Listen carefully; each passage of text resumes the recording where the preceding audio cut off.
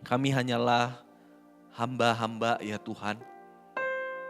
Dan biarlah kami menghidupi kenyataan itu dalam perjalanan kami di tengah dunia ini.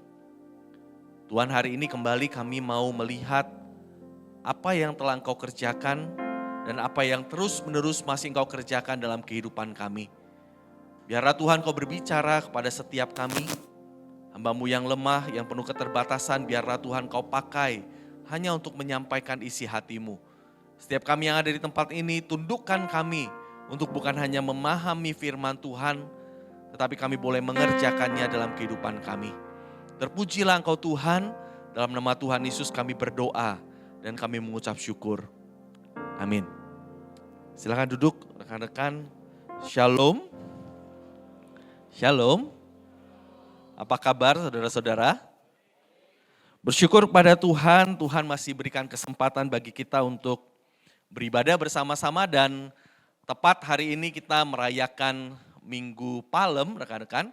Yang dalam kalender gerejawi berbicara soal satu peristiwa di mana 2000 tahun yang lalu Tuhan Yesus masuk ke kota Yerusalem, disambut oleh begitu banyak orang dan orang-orang melambaikan daun palem.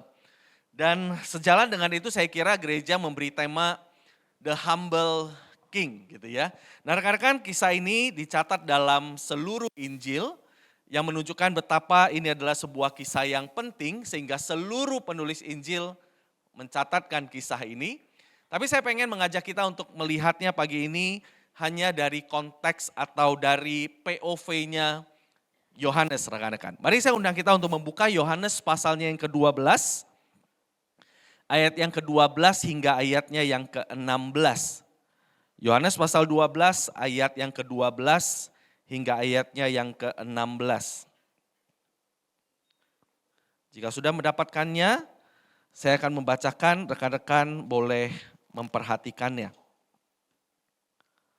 Yohanes pasal 12 ayat 12 sampai 16, demikian firman Tuhan. Keesokan harinya ketika orang banyak yang datang merayakan pesta, mendengar bahwa Yesus sedang dalam perjalanan menuju Yerusalem, mereka mengambil daun-daun palem dan pergi menyongsong dia sambil berseru-seru, Hosana, diberkatilah dia yang datang dalam nama Tuhan, Raja Israel. Yesus menemukan seekor keledai muda, lalu ia naik ke atasnya seperti ada tertulis, jangan takut hai putri Sion, lihatlah rajamu datang duduk di atas seekor keledai. Seekor anak keledai. Mula-mula murid-murid Tuhan mengerti akan hal itu, tetapi sesudah Yesus dimuliakan, teringatlah mereka bahwa hal itu ditulis mengenai dia dan telah dilakukan untuk dia. Sedemikian jauh pembacaan firman Tuhan. Rekan-rekan, kalau rekan-rekan mendengar kata humility atau kerendahan hati, saya percaya ini bukan kata yang asing buat kita. Ini kata yang sering kita dengar, ini kata yang bahkan sering kita pakai rekan-rekan. Tapi rekan-rekan, saya khawatir karena kata ini terlalu sering dipakai atau terlalu sering mungkin kita ucapkan, jangan-jangan ada banyak orang yang tidak sungguh-sungguh mengerti apa itu humility rekan-rekan. Kalau rekan-rekan ditanya, orang seperti apa yang akan rekan-rekan kategorikan sebagai orang yang humble atau orang yang rendah hati. Kira-kira rekan-rekan akan menyebut orang yang seperti apa orang yang rendah hati? Ada yang ngerasa rendah hati? Enggak ada. Ada yang merasa tidak rendah hati? Enggak ada juga. Jadi saudara apa? Saudara, orang yang seperti apa yang saudara akan sebut sebagai orang yang rendah hati?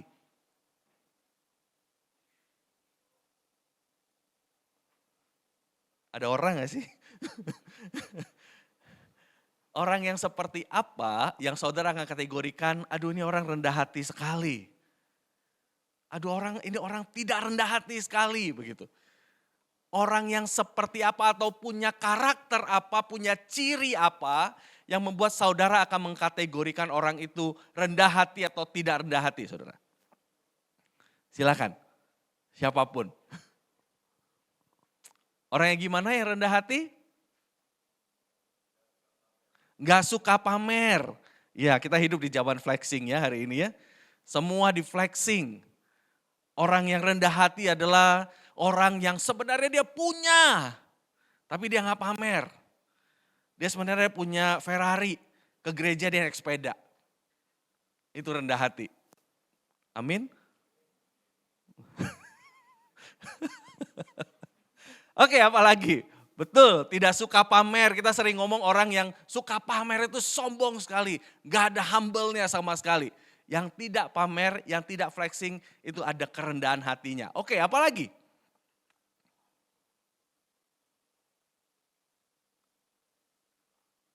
Gak usah bisik-bisik, disuarakan saja. Orang yang gimana yang rendah hati selain gak pamer?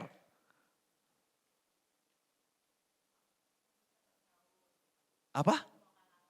Gimana? Oh, yang bisa gaul ke semua kalangan. Dia bisa gaul sama yang tinggi, dia bisa ikut yang tinggi. Sama yang bawah juga dia gak apa-apa, dia bisa gaul.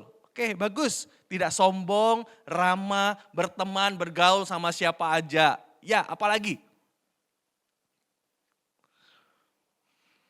Rajin menabung. Oh, enggak ya, itu kriteria calon pasangan ya begitu ya. Rekan-rekan saya kira betul rata-rata orang akan mengartikan rendah hati itu artinya tidak sombong, bisa diajar, bisa dikritik, mau bergaul sama orang, tidak pamer, sederhana, apa adanya, dan panjang lagi rekan-rekan. Dan saya kira tidak salah memang rendah hati punya unsur-unsur seperti itu rekan-rekan. Tapi hari ini saya pengen mengajak saudara untuk melihat satu definisi rendah hati yang saya kira sangat baik, sangat alkitabiah, tapi mungkin jarang dimaksudkan sebagai rendah hati atau jarang orang mau menerima itu sebagai karakter rendah hati yang harus dimiliki oleh seseorang, saudara. Saya mengambilnya, definisi ini adalah definisi yang diberikan oleh C.S. Lewis, saudara. C.S. Lewis dalam bukunya Mere Christianity, ketika ada satu bagian yang berbicara soal humility atau kerendahan hati, C.S. Lewis berkata begini teman-teman. C.S. Lewis berkata, the essence of humility is not thinking more of myself or thinking less of myself. It is thinking of myself less. Kayak permainan kata ya rekan-rekan ya. Tapi saudara, C.S. Lewis berkata sering kali ketika ngomong soal rendah hati, banyak orang itu berpikir rendah hati itu ngomong soal self-esteem rekan-rekan. Soal penghargaan diri. Orang yang menilai dirinya terlalu tinggi kita ngomong apa? Sombong. Orang yang menilai dirinya salah kita sebut apa? Sombong. Sehingga katanya apa? Milikilah nilai diri yang sehat. Seringkali orang mengartikan rendah hati kayak begitu. Tapi C.S. Lewis berkata begini, bukan. Rendah hati itu bukan berbicara soal memikirkan diri kita terlalu tinggi atau memikirkan diri kita terlalu rendah. Bukan meninggi-ninggikan diri, bukan merendah-rendahkan diri, tetapi lebih sedikit memikirkan diri kita sendiri. Rendah hati itu menurut C.S. Lewis adalah lebih sedikit memikirkan diri sendiri. Berbicara soal mengalihkan pandangan yang tadinya hanya ada pada diri kita, sering kali ada pada diri kita, lalu belajar memikirkan keluar dan tidak pikirin diri. Itu rendah hati.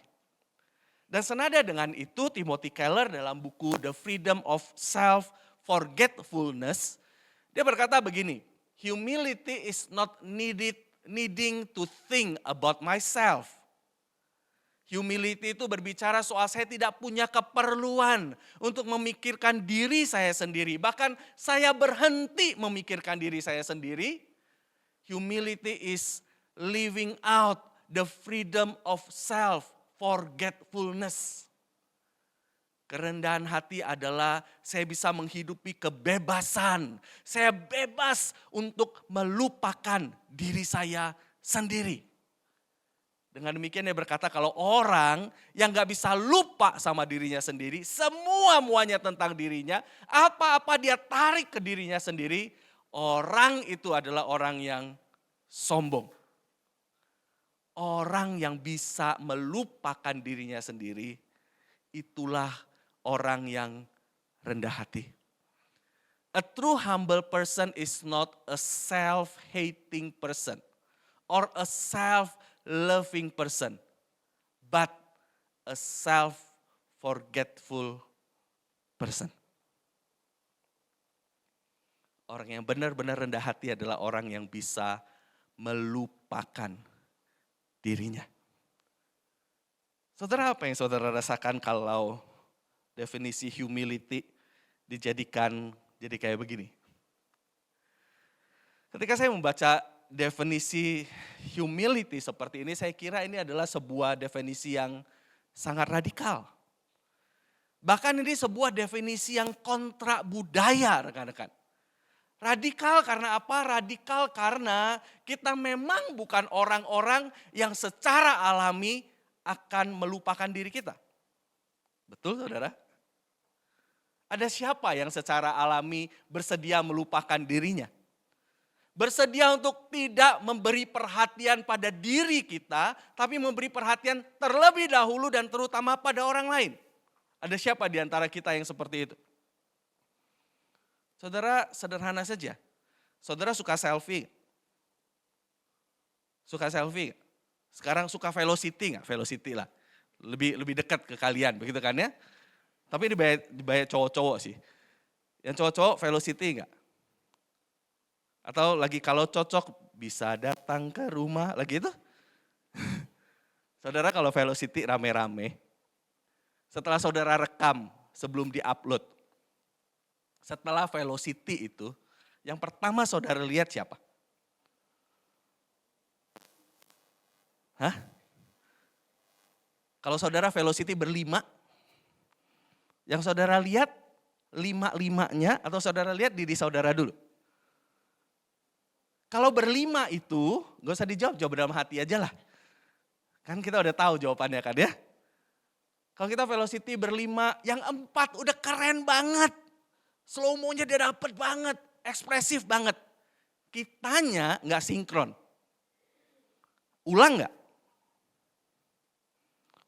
Ulang gak? Ulang kan ya? Atau kalau dibalik, 5 orang velocity. Kita punya paling keren. Udah pas banget, timingnya pas, ekspresinya kita pas. Teman kita 3, gak pas. Kita upload gak video itu? Hah? Pertamanya gak upload. Nanti setelah kapan kita upload? Karena apa? The star of that velocity waktu itu kita, yang paling keren kita, betul? Saudara, kalau kita selfie, umumnya yang kita lihat kita dulu. Foto bersama yang kita lihat kita dulu. Saudara, kita gak usah diajarin, bahkan untuk sesederhana foto saja, kita akan pikirin dan lihat kita dulu. Saudara pernah lihat bayi yang pengertian gak, saudara? Bayi yang pengertian itu maksudnya begini loh. Bayi yang kalau dia udah lapar, dia mikir dulu. Aduh, mamaku kayaknya lagi capek deh. Kayaknya gue gak boleh nangis sekarang. Kalau gue nangis sekarang mama gue kebangun. Nanti kalau mama gue kebangun darah rendah, dia jadi darah rendah. Kalau darah rendah dia sakit kepala. Sakit kepala nanti dia pusing, nanti dia sakit. Saya tahan deh lapar saya 2 jam lagi. Ada gak bayi yang kayak begitu? Ada gak? Atau bayi yang udah buang air kecil, pampersnya udah basah banget. Lalu dia ingat, dia lihat jam, aduh jam 2 pagi. Kalau gua nangis, nanti papa gua bangun. Kalau papa gua bangun nanti dia gak bisa tidur lagi. Kalau gak bisa tidur lagi nanti besok dia kerjanya berantakan. Karena apa? Karena kurang tidur. Udah deh basah-basah deh gitu. Aku tahan sampai pagi. Ada gak bayi kayak begitu? Gak ada.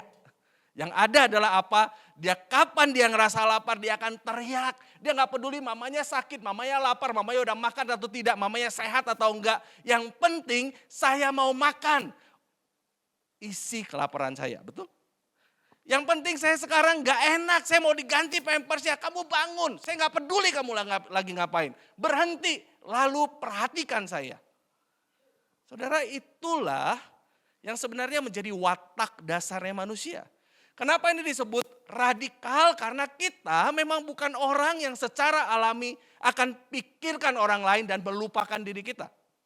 Secara alami kita adalah orang yang tidak peduli kepada orang lain dan kita menarik seluruh perhatian ke diri kita.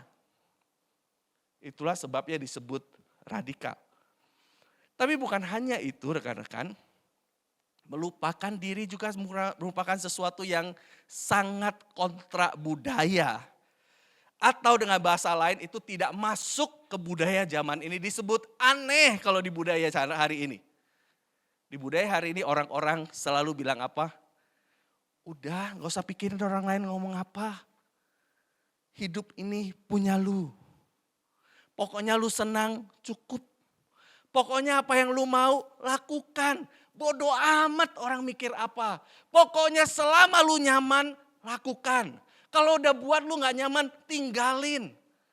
Ngapain hidup dikontrol orang? Hidup ini milikmu. Rekan-rekan, ini yang disebut dengan expressive humanis word itu loh rekan-rekan. Yang kita berkata bahwa hidup ini sesuka hati, seekspresi saya. Ini yang disebut dengan hidup yang self-centered, di dunia yang self-centered itu. Sehingga saudara saya mau berkata, ya humility dalam arti living out the self-forgetfulness itu adalah sesuatu yang radikal. Sesuatu yang kontra budaya. Tapi rekan-rekan, tapi justru itulah yang dihidupi, ditunjukkan, dan dilakukan oleh Kristus dalam bagian yang sedang kita baca. Rekan-rekan. Kalau sedang rekan-rekan memperhatikan bagian Alkitab yang kita baca tadi, apa sih yang sebenarnya mau disampaikan melalui kisah itu? Kisah itu adalah kisah tentang bagaimana Tuhan Yesus masuk ke Yerusalem, disambut, lalu dia naik keledai. Banyak orang berpikir, oh naik keledainya yang jadi kunci. Iya, sedikit banyak iya, tapi tidak sesederhana itu rekan-rekan. Apa sih yang sebenarnya mau disampaikan melalui kisah ini? Yang mau disampaikan sebenarnya dua kebenaran ini rekan-rekan. Ketika Tuhan Yesus disambut di Yerusalem, sebenarnya mau menyatakan bahwa Tuhan Yesus itu adalah Mesias, Sang Raja ultimat yang dijanjikan, yang berasal dari keturunan Daud. Ketika Tuhan Yesus disambut itu sebenarnya yang mau dibicarakan adalah, lihat ini siapa, ini Raja, Mesias yang dijanjikan itu. Tapi pada saat yang sama, ini bukan Raja seperti yang dipikirin orang banyak pada waktu itu, dia Raja yang berbeda. Raja yang gimana? Raja yang humble. Kenapa dia disebut humble? Itulah yang kita akan pelajari sama-sama, pelan-pelan rekan-rekan, begitu ya. Mari kita lihat satu persatu rekan-rekan ya. Yang pertama rekan-rekan, ketika Tuhan Yesus masuk ke Yerusalem itu sebenarnya kisah ini merupakan sebuah deklarasi dari Tuhan Yesus soal identitasnya sebagai Mesias. Rekan-rekan ingat pada waktu itu orang banyak sekali sedang menanti-nantikan Tuhan Yesus datang. Kalau rekan-rekan baca konteksnya, rekan-rekan akan menemukan bahwa orang banyak itu ngumpul karena memang lagi menunggu perayaan Paskah. Dan biasanya menurut data sensus waktu itu rekan-rekan, biasanya di musim Paskah itu rata-rata ada sekitar 250.000 ekor domba yang disembelih. Satu domba biasanya itu adalah korban untuk satu keluarga rekan-rekan. Kalau rata-rata satu keluarga itu 5-10 orang, rekan-rekan bisa bayangkan gak berapa orang sebenarnya yang datang ke Yerusalem di masa itu? Kalau 5 orang berarti ada 1.250.000-an orang yang datang. Kalau 10 orang berarti ada 2,5 juta orang yang datang ke Yerusalem waktu itu. Itu kerumunan yang banyak sekali dan kerumunan orang yang banyak itu di pasal 11 itu bertanya-tanya, Tuhan Yesus akan datang gak ya? Tuhan Yesus akan datang gak ya? Kenapa? Karena mereka menyaksikan atau mendengar kabar soal sebuah mujizat yang mereka belum pernah dengar. Soal orang mati yang dibangkitkan. Siapa? Lazarus yang dibangkitkan. Sehingga mereka mulai berpikir, aduh ini ada sosok yang melakukan something yang extraordinary. Akhirnya, jangan-jangan ini Mesias itu. Sehingga mereka menunggu-nunggu, wah inilah momen yang tepat. Israel lagi berkumpul nih semua. Seluruh masanya ada di sana. Kalau mau memberontak inilah saatnya. Mau mendeklarasikan inilah saatnya. Sehingga mereka nunggu-nunggu rekan-rekan. Oke. Lalu ketika akhirnya mereka mendengar Tuhan Yesus akan datang. Maka mereka mulai ngambil daun palma rekan-rekan. Kenapa daun palma? Daun palma itu adalah sebuah simbol. Simbol kemenangan. Biasanya mereka akan melambaikan daun palma kalau ada jenderal atau raja yang pulang dalam kemenangan. Itu adalah sebuah simbol politis soal kamu adalah raja kami, raja yang menang begitu loh. Sehingga mereka melambaikan daun palma, bahkan kalau di Injil Lukas, di Injil Matius, rekan-rekan akan menemukan bahwa orang bukan hanya melambaikan daun palma, mereka juga membuka jubah mereka, membuka baju mereka lalu menggelarnya di tanah supaya itu menjadi semacam karpet merah untuk dilalui oleh Tuhan Yesus, rekan-rekan. Ini sedang berbicara soal apa? Berbicara soal mereka benar-benar sedang memperlakukan Yesus sebagai Mesias. Walaupun yang ada dalam pikiran mereka adalah Mesias politik, rekan-rekan. Lalu mereka berteriak apa? Hosana. Diberkatilah dia yang datang dalam nama Tuhan. Ditutup dengan Raja Israel. Hosana itu artinya selamatkanlah kami. Selamatkanlah kami, kamu yang datang dalam nama Tuhan. Raja Israel itu, selamatkanlah kami. Permohonan supaya apa? Supaya Yesus Raja Israel menurut mereka itu untuk menyelamatkan mereka dari tangan penjajah Romawi pada waktu itu. Rekan-rekan yang menarik adalah di bagian ini Tuhan Yesus gak menolak rekan-rekan. Tuhan Yesus tidak membuat orang banyak itu diam. Tuhan Yesus bahkan seolah-olah mempersiapkan supaya kejadian ini terjadi rekan-rekan. Berbeda sekali kalau rekan-rekan ingat di Injil Yohanes juga, Tuhan Yesus itu pernah melarikan diri ketika orang mau jadikan dia raja. Setelah apa? Setelah dia memberi makan 5.000 orang. Orang-orang itu mau datang, mau buat dia, mau naikin dia jadi raja. Lalu apa yang terjadi? Alkitab mencatat Tuhan Yesus lari, menyembunyikan dirinya karena dia tahu mereka mau menjadikan dia raja. Kali ini terang-terangan di depan begitu banyak orang, di depan hampir seluruh bangsa Israel yang berkumpul, orang-orang memperlakukan Yesus sebagai Mesias raja politik itu. Tapi kenapa pertanyaannya, kenapa Tuhan Yesus tidak lari? Kenapa Tuhan Yesus tidak tolak? Kenapa Tuhan Yesus tidak suruh orang-orang diam, udah jangan ngomong, diam, begitu. Kenapa Tuhan Yesus membiarkan mereka berseru-seru, Hosana, Raja Israel, Hosana, Raja Israel. Bahkan rekan-rekan kalau rekan-rekan baca Injil Lukas, yang kepanasan hari itu mendengar seruan itu siapa? Pemimpin agama. Lalu pemimpin agama ngomong sama Tuhan Yesus apa? Ayo Tuhan Yesus, engkau dengar seruan mereka, suruh orang-orang ini diam. Yang kepanasan pemimpin agama. Lalu Tuhan Yesus jawab apa ke pemimpin agama? Tuhan Yesus jawab begini, kalau mereka diam, batu-batu ini akan mulai berteriak. Seolah-olah Tuhan Yesus ngomong apa? Saya terima pujian dan pengakuan mereka. Saya terima seruan mereka. Karena apa? Karena I really am the Messiah of David. Karena akulah memang Mesias yang dijanjikan itu. Sekarang memang tibalah saatnya untuk aku menjalankan peran Mesias itu. Aku terima walaupun memang tidak sepenuhnya sama apa yang dipikirin oleh bangsa Israel dan apa yang dipikirin oleh dia.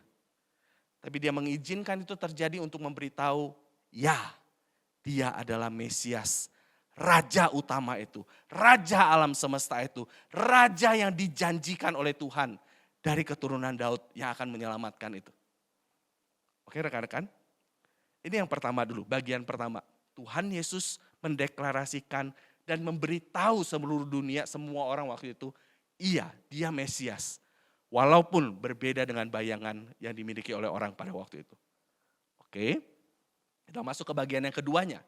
Tapi, ia bukan Mesias politik seperti yang dibayangkan orang banyak. Ia adalah apa? Ia adalah raja alam semesta yang rendah hati, yang penuh belas kasihan, yang datang untuk menebus dan menyerahkan nyawanya, rekan-rekan. Dia adalah the servant king, the Lamb of God who come to redeem his people from their ultimate problem, yaitu sinfulness, rekan-rekan. Rekan-rekan, bagian ini Yohanes itu mencatat kisah ini menarik, rekan-rekan. Jadi berbeda dengan alur ceritanya Injil-Injil yang lain, Yohanes ini alurnya agak aneh, rekan-rekan.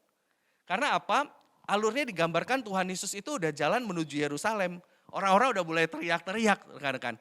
Teriak-teriak, Hosana, Hosana. Lalu dicatat di ayat yang ke-14 itu, Yesus menemukan seekor keledai muda. Seolah-olah rekan-rekan, Tuhan Yesus sudah jalan-jalan, sebenarnya dia bisa lanjut aja jalan. Tapi sambil jalan lalu dia lihat, oh ada keledai muda, dia ambil keledai muda itu. Seolah-olah untuk mengkoreksi secara visual apa yang sedang diteriakan oleh orang banyak. Ya aku rajamu, ya aku Mesias itu, tapi ada sesuatu yang aku mau koreksi ya. Aku koreksi pakai visualisasi. Ini ada keledai muda, aku naik keledai muda dan dia jalan bersama dengan keledai itu masuk ke kota. Kan? Apa yang sebenarnya mau divisualisasikan oleh Tuhan Yesus dengan naik keledai muda, rekan-rekan? Dia bahkan bukan naik keledai, dia naik keledai muda, rekan-rekan. Anak keledai. Dan ini sepakat, seluruh penulis Injil berkata anak keledai. Rekan-rekan, gak ada raja yang naik keledai, rekan-rekan. Gak ada. Gak ada raja yang naik keledai. Keledai itu adalah tunggangannya orang miskin, rekan-rekan.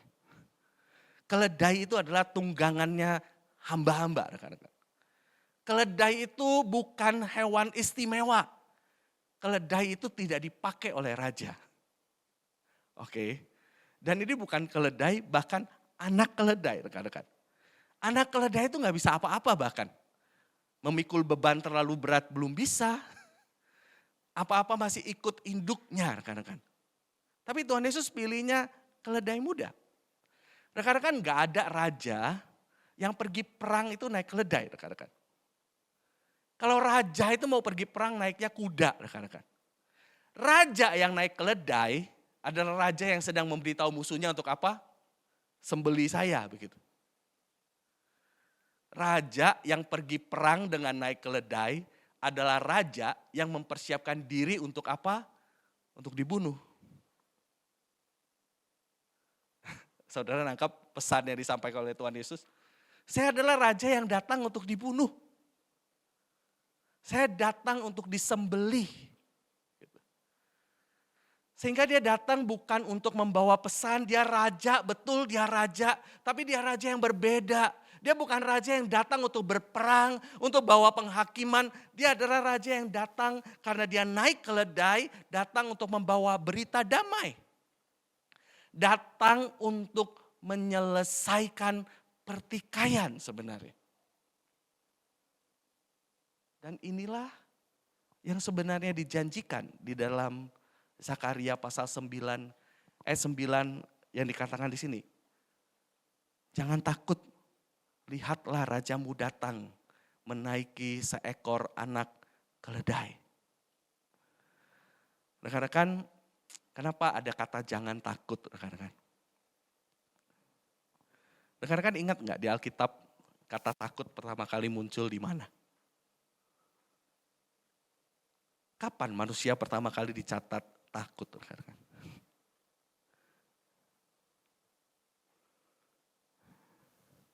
Ingat gak? Pertama kali manusia dicatat takut itu kapan?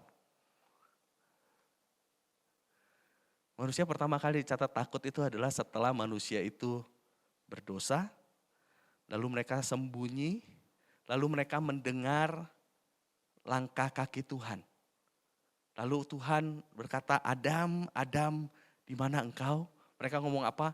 Kami bersembunyi, karena kami takut, karena kami telanjang. Sebelumnya mereka tidak pernah takut, rekan-rekan. Tapi sejak kejatuhan ke dalam dosa, manusia itu jadi takut. Dan menariknya ketika Tuhan Yesus datang di atas keledai untuk disembelih, Tuhan Yesus bilang apa? Jangan takut, rajamu datang untuk disembelih. Supaya engkau tidak takut lagi. Supaya masalah dosamu selesai. Saudara, apa yang sedang disampaikan oleh Tuhan Yesus adalah dia bukan raja yang datang hanya untuk sekedar menyelesaikan masalah politik yang kau mau. Dia adalah raja yang datang untuk menyelesaikan masalah utama manusia yang tidak mampu diselesaikan oleh manusia. Yaitu dosa, dan dia akan menyelesaikannya dengan cara memberi dirinya disembelih. Menjadi domba persembahan itu rekan-rekan. Kalau rekan-rekan perhatikan konteksnya itu diperkuat lagi dengan konteksnya rekan-rekan. Rekan-rekan ingat sebelum kisah ini Tuhan Yesus itu baru diurapi. Diurapi sama siapa? Maria. Diurapi pakai apa? Minyak narwastu murni yang mahal harganya. 1/2 liter. Kata Alkitab TB2-nya kita. 1/2 liter. Itu hari ini berarti 5 botol. Ada saudara yang hari ini datang pakai parfum 5 botol? Hari itu dituangkan ke tubuh Tuhan Yesus 5 botol parfum. Lalu Tuhan Yesus ngomong apa? Maria sudah melakukannya untuk mempersiapkan penguburanku. Tuhan Yesus sudah tahu, sudah waktunya dia akan mati. Rekan-rekan. Rekan-rekan ingat perayaannya, perayaan apa Tuhan Yesus datang ini? Perayaan Paskah. Perayaan Paskah itu memperingati bangsa Israel yang keluar dari Mesir. Ketika mereka keluar dari Mesir, Tuhan minta apa? Di pintu, ambang pintu rumah mereka harus dibubuhkan apa? Darah domba. Mereka ingat, mereka merayakan Paskah untuk memperingati itu, saudara. Dan mereka sekarang kumpul di sana untuk memperingati itu. Dan Tuhan Yesus datang ke situ, memproklamasikan dia akan disembeli. Disembeli untuk apa? Untuk menjadi the ultimate lamb yang disembeli itu. Saudara lihat seluruh konteksnya menuju ke sana. Dan di ayat 16 dikatakan murid-murid gak ngerti apa yang dia katakan. Dan mereka baru mengerti ketika apa? Ketika Tuhan Yesus dimuliakan. Di dalam Injil Yohanes kata dimuliakan, Yesus dimuliakan itu selalu menunjuk kepada Yesus ditinggikan di atas kayu salib dan mati di atas kayu salib. Mereka baru mengerti semua ini, oh ternyata ngomong soal di atas kayu salib Yesus jadi korban itu. Nah saudara, sampai di sini mungkin saudara berkata begini, ya di mana humble-nya, apa humble-nya begitu. Saudara, Kristus, saudara jelas sekali bisa melihat Kristus datang hari itu, dia memberi dirinya diakui sebagai Mesias, dia tidak memberikan apa yang diinginkan oleh orang banyak. Tapi dia memberikan apa yang dibutuhkan oleh orang banyak waktu itu. Yang diinginkan oleh orang banyak hanyalah kebebasan dari penjajahan Romawi. Tapi yang dia mau berikan, dia berkata yang saya mau berikan adalah kebebasan yang lebih dari itu. Yang rusak hubunganmu dengan Tuhan, aku mau bereskan. Penghukumanmu murka yang kau terima, aku mau bereskan dengan cara aku mati di atas kayu salib. Saudara, coba pikirkan. Bukankah sebenarnya lebih mudah bagi Tuhan Yesus untuk terima saja tawaran orang banyak? Kalau dia terima tawaran orang banyak, dia tidak disalibkan, rekan-rekan. Orang banyak yang berteriak, Hosana, Hosana, pasti akan memperlakukan dia dengan baik. Kalau dia terima tawaran mereka.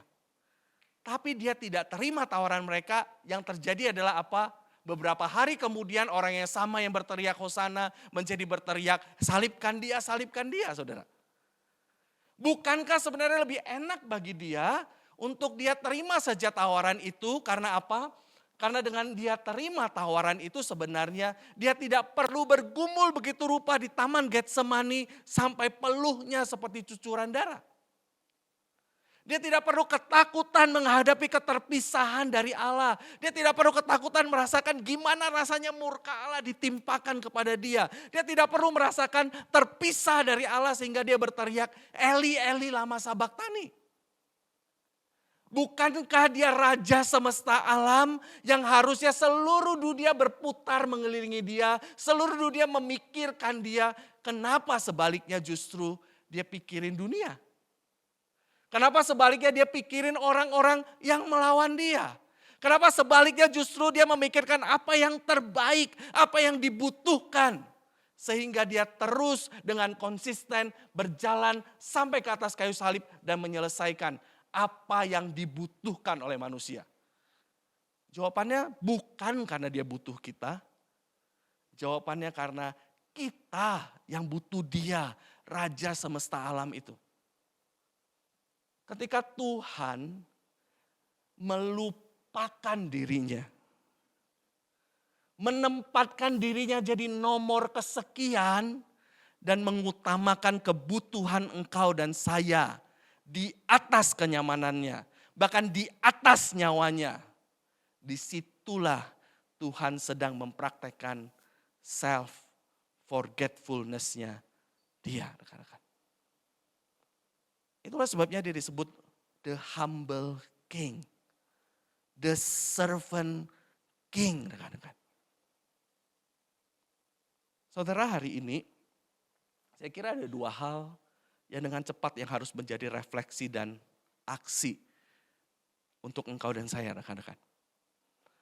Setelah engkau melihat, yes, Jesus is the humble king. Karena dia menempatkan dirinya di bawah dan menempatkan engkau dan saya lebih utama daripada dirinya sendiri. Saudara, apa yang harus menjadi refleksi dan aksi kita? Yang pertama, saudara, apakah engkau mau menerima Kristus dengan segala karya penebusan yang diberikannya? Saudara, menerima Kristus berarti menerima diagnosanya bahwa yang kau butuhkan adalah penebusan. Menerima Kristus berbicara soal menerima diagnosanya bahwa problem terbesarmu adalah keberdosaanmu.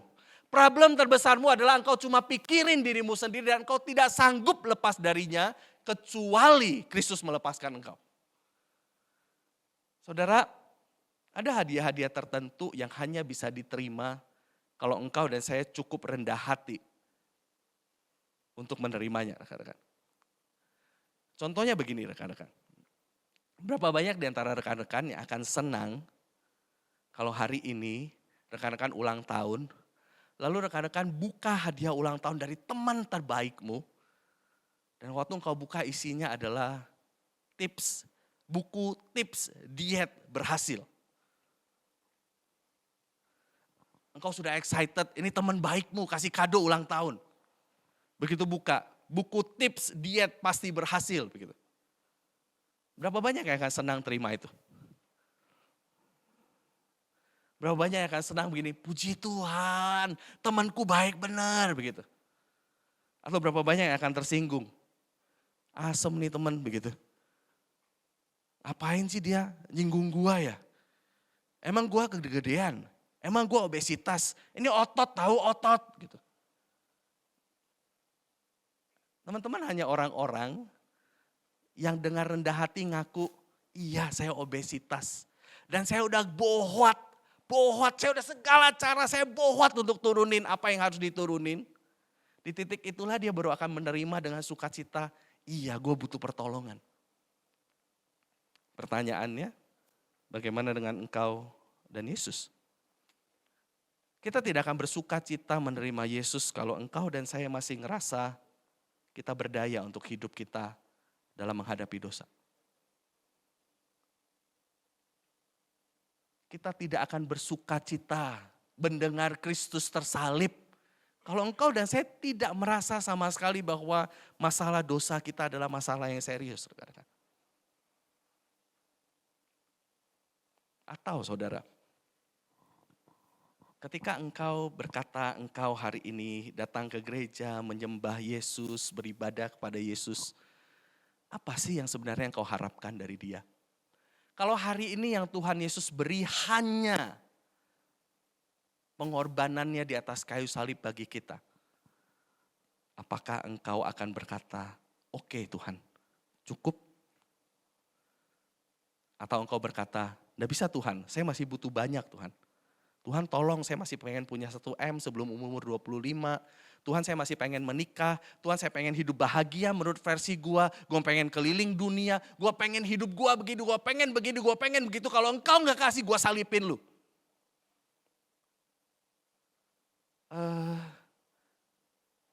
Gimana sih pola hubunganmu sama Tuhan sebenarnya?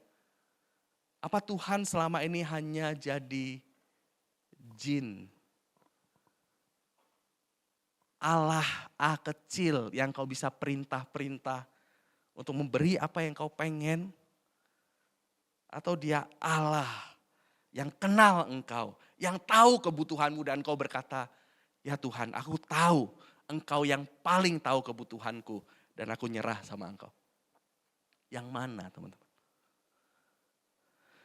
Teman-teman, almarhum dosen kami begitu ya, Ibu Rahmiati, selama mengajar kami, satu kali saya waktu itu dapat kesempatan untuk ngobrol-ngobrol dengan beliau. Bu Rahmiati itu terkenal dengan khotbah pendek.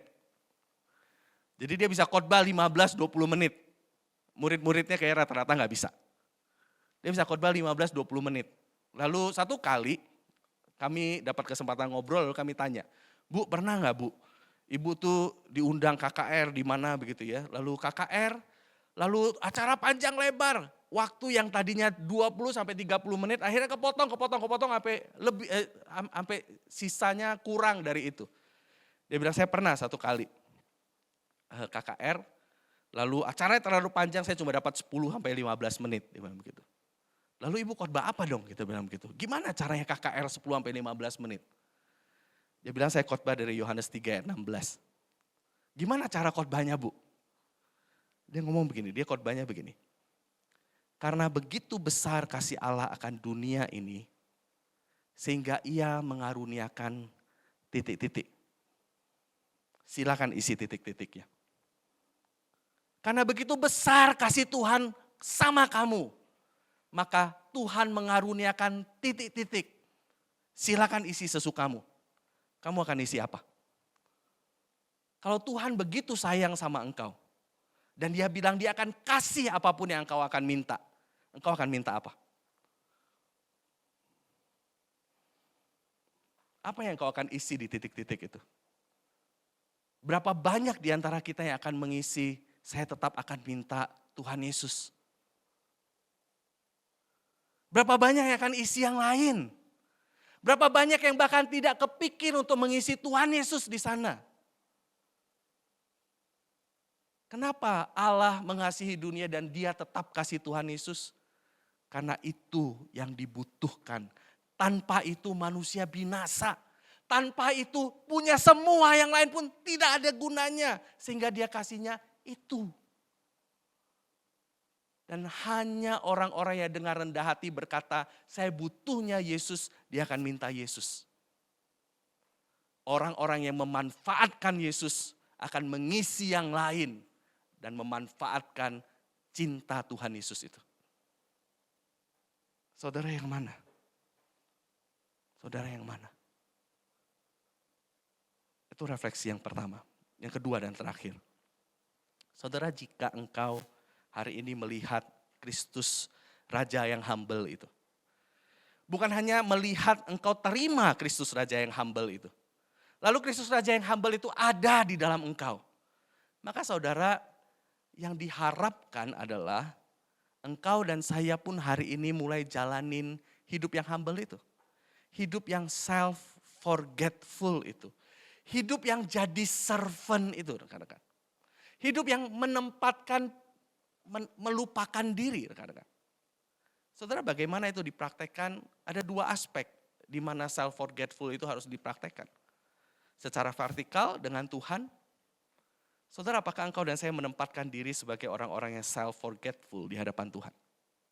Yang berkata, Tuhan, karena engkau ada di dalam saya hidup karena engkau.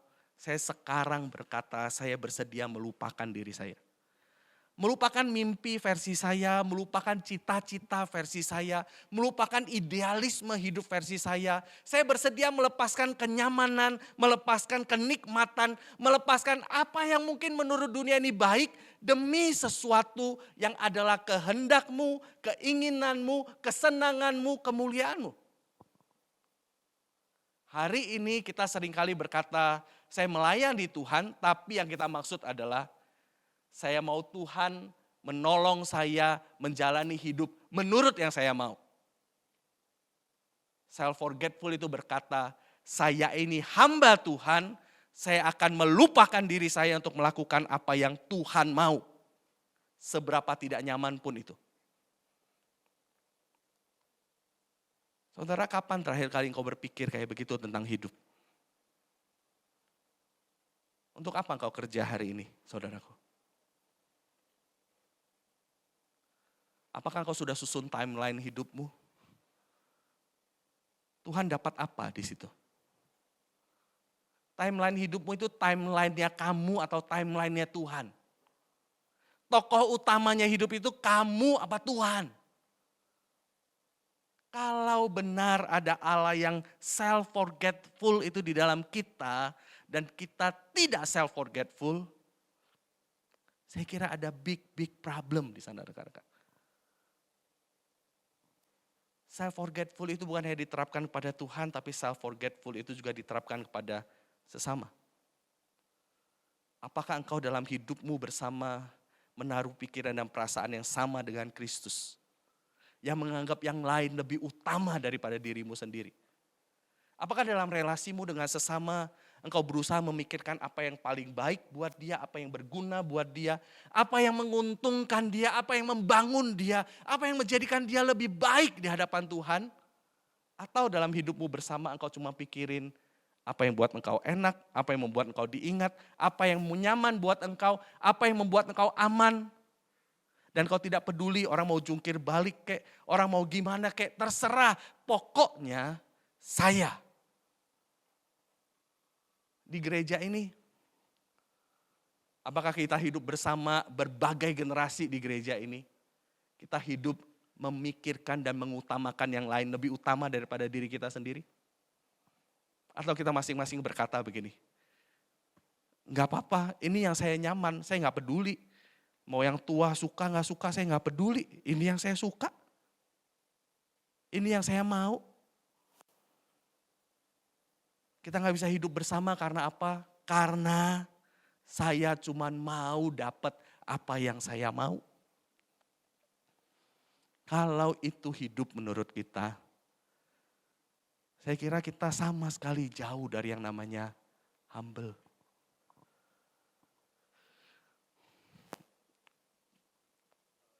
Berapa waktu yang lalu Tumblr ini lagi naik daun rekan-rekan. Tumblr. Stanley rekan-rekan. Saingannya sama itu loh yang, aduh saya lupa tiba-tiba namanya.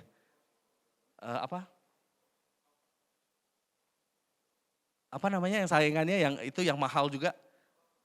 Coxicle, betul. Corkcicle kan, betul ya? Iya. Jadi ini saingan. Stanley sama Corkcicle itu saingan dan sama-sama mengklaim bisa bertahan berapa lama dan segala macam rekan-rekan. Stanley kalau nggak salah satu klaimnya dia adalah panas atau dingin itu bisa bertahan 24 jam rekan-rekan. Setengah mati dia mempromosikan itu. Bisa bertahan 24 jam, bertahan 24 jam. Dia dapat satu kejadian begini rekan-rekan. Satu kali ada seorang wanita itu mengalami sebuah bencana. Ini terjadi di November 2023 yang lalu rekan-rekan. Kecelakaan, lalu mobilnya itu korslet lalu kebakar rekan-rekan. Kebakar angus semua, kondisinya kayak begitu ya. Di tengah-tengah itu ada sebuah tumbler. Tumblernya tumbler Stanley. Setelah pendinginan segala macam selesai, mereka bisa masuk untuk lihat apa yang tersisa di mobil itu. Mereka temukan tumbler itu. Waktu tumbler itu diangkat rekan-rekan, masih terdengar suara es. Ada suara batu es yang masih ada bertahan, batu es. Setelah mengalami kebakaran begitu hebat di luar, masih ada batu es di dalam tumbler itu. CEO-nya Stanley langsung kontak. Karena berita ini viral, CEO-nya Stanley kontak pemilik mobilnya. Lalu dia ngomong begini, kami belum pernah lakukan hal ini dan kami kira belum tentu kami akan lakukan lagi. Tapi karena kami melihat kejadian ini unik, kami pengen menghadiahi sesuatu buat kamu. Yang dihadiahin adalah mobil baru. Kenapa? Iklan gratis. Iklan gratis soal daya tahan dari tumbler itu. Saudara, apa iklan gratis dari The Humble King? Apa iklan gratis buat orang-orang di dunia ini yang tidak mengenal that humble King, mengenai keberadaan Jesus, the Messiah, the servant King itu? Iklan gratisnya harusnya engkau dan saya yang hidup dengan self-forgetful. Pertanyaannya, engkau dan saya iklan yang bikin dia rugi, bikin dia jadi kabur gambarannya, atau kita adalah iklan yang membuat dia jadi clear. Tidak ada satupun sosok raja humble di tengah dunia ini selain Jesus Christ. Pertanyaannya, kalau dia tinggal di dalam engkau dan saya, lalu tidak muncul humble-nya, apakah mungkin? Mari kita berdoa.